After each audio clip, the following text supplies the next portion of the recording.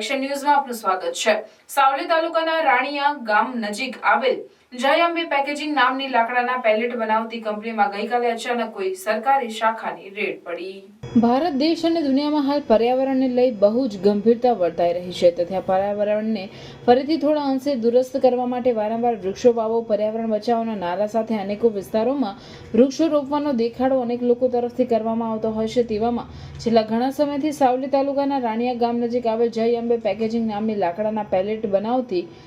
Company હાલ 2 વર્ષ જેવા સમયગાળાથી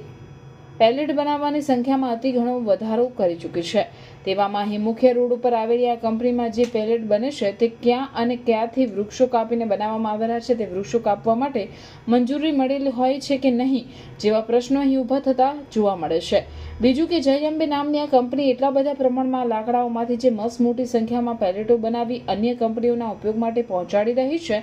તેમને આ જય અંબે કંપની પાસેથી પર્યાવરણની શાખાનું અથવા તો જંગલ ખાતાની કોઈ ગાઈડલાઈનનું પાલન થતું હોય તેવું પ્રથમ નજરે દેખાઈ આવતું ન હતું। ખાસ તો અહીં ગતરોજ તારીખ 25/5/2024ના શનિવારના રોજ ભર બપોરે કોઈ સરકારી શાખા GJ06 PK 8982 નંબરની પ્રાઇવેટ સ્વિફ્ટ ગાડીમાં આવી રેડ કરવામાં આવતી હતી, પરંતુ મીડિયા કર્મીઓને સામી નજરે જોતા પોતાના ચહેરા નજરે ના ચડી જાય અથવા તો કેમેરામાં કેદ ના થઈ જાય તેથી કેમેરાથી નજરો બચાવતા પણ જોવા મળ્યા હતા। અને જ્યારે મીડિયાના કેમેરા સામે આવ્યા ત્યારે આ સરકારી બાબુઓ કઈ સરકારી શાખામાંથી આવ્યા છે, આ સાની રેડ કરવામાં આવી છે, આવા સવાલોનો કોઈ પણ જવાબ આપવાનો ઇનકાર કરી ઉપરથી મીડિયા કર્મીને આ સવાલ કરનારા તમે કોણ આ શબ્દ કહી બીજો કોઈ પણ જવાબ આપ્યા વગર ચાલતી પકડી હતી। અને આ ઉપરથી ચોક્કસપણે દેખાઈ આવ્યું કે સરકારી અધિકારીઓ દ્વારા રેડ કરી કોથળામાં બિલાડું છુપાવી જય અંબે પેકેજિંગ નામની આ કંપનીના માલિક પાસેથી કંઈક રંધાઈ રહ્યું હતું।